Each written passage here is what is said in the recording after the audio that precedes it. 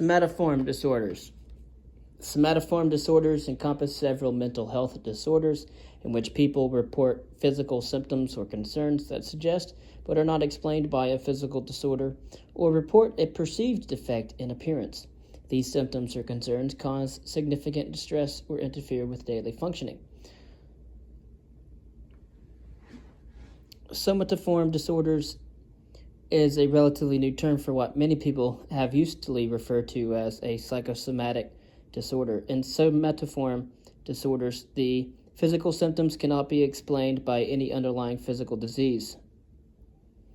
In some cases of somatoform disorders, a physical disease is present that might explain the occurrence but not the severity or duration of the physical symptoms.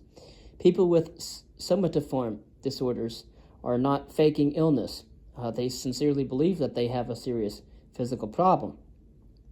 The most commonly diagnosed somatoform disorders are somatization disorder, conversion disorder, hypochondriasis,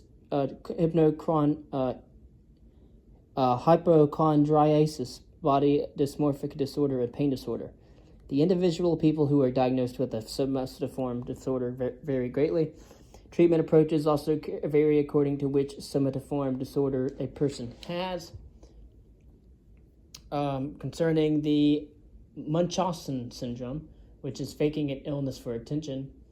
Munchausen syndrome is not a somatoform disorder, but its features are somewhat similar in that mental health problems underlie physical symptoms. The key difference is that people with Munchausen syndrome consciously fake the symptoms of a physical disorder. They repeatedly fabricate illnesses and often wander from hospital to hospital for treatment. However, Munchausen syndrome is more complex than simple dishonest fabrication and simulation of symptoms. The disorder is associated with severe emotional problems. People with the disorder are usually quite intelligent and resourceful. They not only know how to mimic diseases, but also are sophisticated with regard to medical practices. They can manipulate their care to be hospitalized and subjected to intense testing and treatment, including major operations. Their deceits are conscious, but their motivation and quest for attention are largely unconscious. Munchausen by proxy is a bizarre variant of Munchausen syndrome in which a child is used as a surrogate patient, usually by a parent. The parent falsifies the child's medical history and may injure the child with drugs or add blood or bacterial contaminants to urine specimens, all in an effort to fake disease. The motivation underlying such bizarre behavior appears to be a pathologic need for attention and for an intense relationship with the child. Somatization disorder is a chronic, severe disorder characterized by many recurring physical symptoms, particularly some combination of pain and digestive, sexual, and neurologic symptoms that cannot be examined or explained by a physical disorder. Somatization disorder often runs in families and occurs predominantly in women. Male relatives of women with the disorder tend to have a high incidence of socially disapproved behavior or antisocial personality, and substance-related disorders. People with somatization disorder tend to also have personality disorders and exaggerated dependence on others, or a dependent personality. The physical symptoms that people with somatization disorder experience appear to be a way of communicating a plea for help and attention. The intensity and persistence of the symptoms reflect the person's intense desire to be cared for in every aspect of life. The symptoms may also serve other purposes, such as allowing the person to avoid the responsibilities of adulthood. The symptoms tend to be uncomfortable and prevent the person from engaging in many enjoyable pursuits, suggesting that the person also suffers feelings of worthlessness and guilt. Symptoms appear first in adolescent to early adulthood. A person with somatization disorder has many vague physical complaints, often described as unbearable, beyond description, or the worst imaginable. Any part of the body may be affected, and specific symptoms and their frequency vary among different cultures. Typically, symptoms include headaches, nausea and vomiting, abdominal pain, diarrhea or constipation, painful menstrual periods, fatigue, fainting, pain during intercourse, and loss of sexual desire. Men frequently complain of erectile or other sexual dysfunction. Anxiety and depression also occur. People with somatization disorder increasingly demand help and emotional support, may become enraged when they feel their needs are not being met. In an attempt to manipulate others, they may threaten or attempt suicide. Often dissatisfied with their medical care, they go from doctor to doctor. Diagnosis. People with somatization disorder are not aware that their basic problem is psychologic, so they press their doctors for diagnostic tests and treatments. The doctor usually conducts many physical exams and tests in order to determine whether the person has a physical disorder that adequately explains the symptoms. Referrals to specialists for consultations are common, even if the person has developed a reasonably satisfactory relationship with one doctor. Once a doctor determines that the problem is psychologic, somatization disorder can be distinguished from similar mental health disorders by its many symptoms and their tendency to persist over a period of years. Adding to the diagnosis are the dramatic nature of the complaints and the person's dependent and sometimes suicidal behavior. Prognosis and treatment. Somatization disorder tends to fluctuate in severity but persists throughout life. Complete relief of symptoms for an extended period is extremely rare. Some people become more depressed after many years. Suicide is a risk. Treatment is extremely difficult, and people with somatization disorder tend to be frustrated and angered by any suggestion that their symptoms are psychologic. Therefore, doctors cannot deal directly with the problem as a psychological one, even when they recognize it. Drug therapy does not help, and even if the person agrees to a mental health consultation, specific psychotherapeutic techniques are not likely to be beneficial. Usually, a person with this disorder is best helped by a trusting relationship with a doctor who can offer symptomatic relief and protect the person from very costly and possibly dangerous diagnostic or therapeutic procedures. However, the doctor must remain alert to the possibility that the person may develop an actual physical disorder. Conversion disorder. In conversion disorder, physical symptoms that are caused by psychologic conflict are unconsciously converted to resemble those of a neurologic disorder. Conversion disorder, once referred to as hysteria, is caused by psychologic stress and conflict, which people with this disorder unconsciously convert into physical symptoms. Although conversion disorder tends to occur during adolescence or early adulthood, it may first appear at any age. The disorder is generally believed to be somewhat more common in women than in men. Symptoms and diagnosis. The symptoms of conversion disorder are limited to those that suggest a nervous system dysfunction, usually paralysis of an arm or leg, or a loss of sensation in part of the body. Other symptoms may include stimulated seizures and the loss of one of the special senses, such as vision or hearing. Generally, the onset of symptoms is linked to some distressing social or psychological event. A person may have only a single episode in his or her lifetime, or sporadic episodes, but usually the episodes are very brief.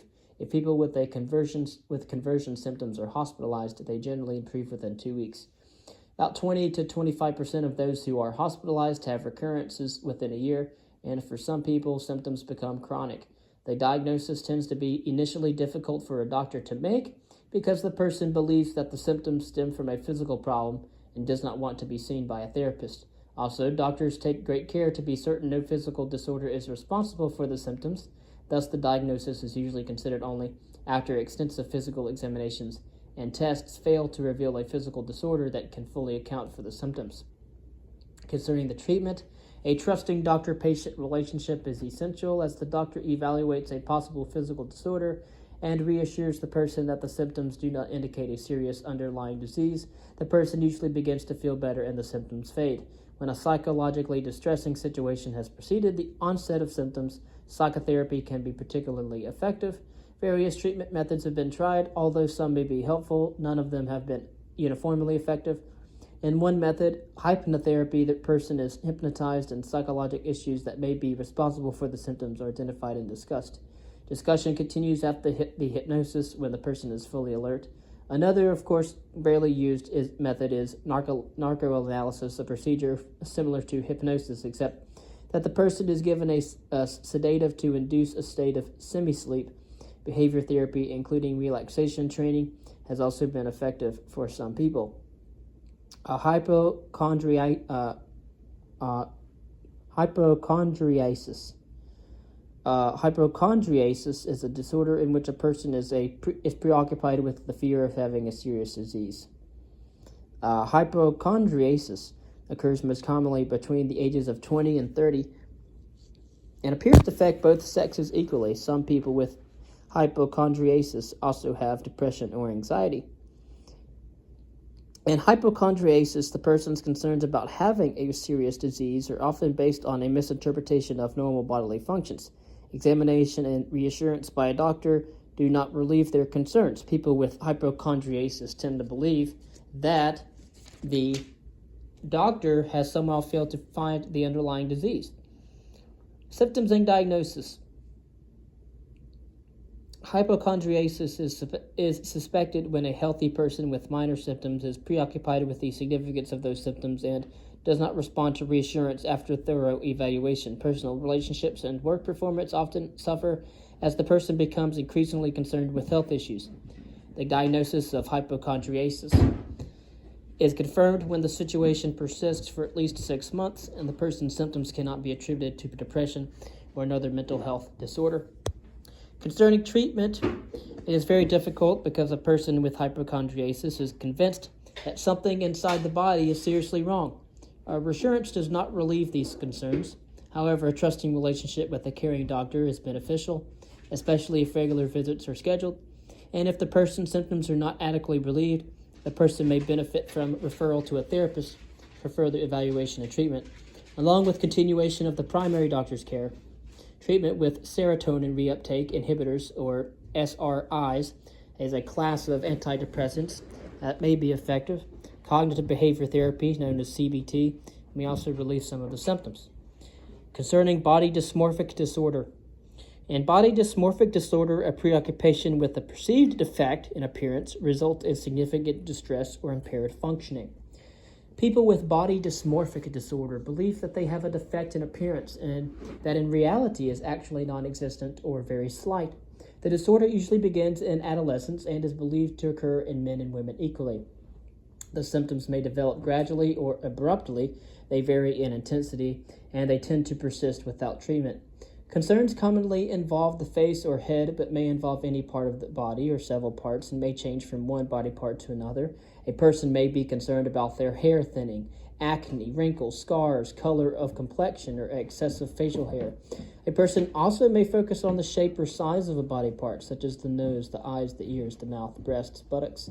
And, of course, some young men with athletic builds think that they are puny and obsessively try to gain weight and muscle. But most people with body dysmorphic disorder have difficulty controlling their preoccupation and spend many hours each day thinking about their perceived defect. Many people check themselves often in mirrors, others avoid mirrors, and still others alternate between the two behaviors. Most try to camouflage their image or their imagined defect, for example, by growing a beard to hide scars or by wearing a hat to cover thinning hair, and many undergo medical, dental, or surgical treatment, sometimes repeatedly, to correct their perceived defect, which may intensify their preoccupations.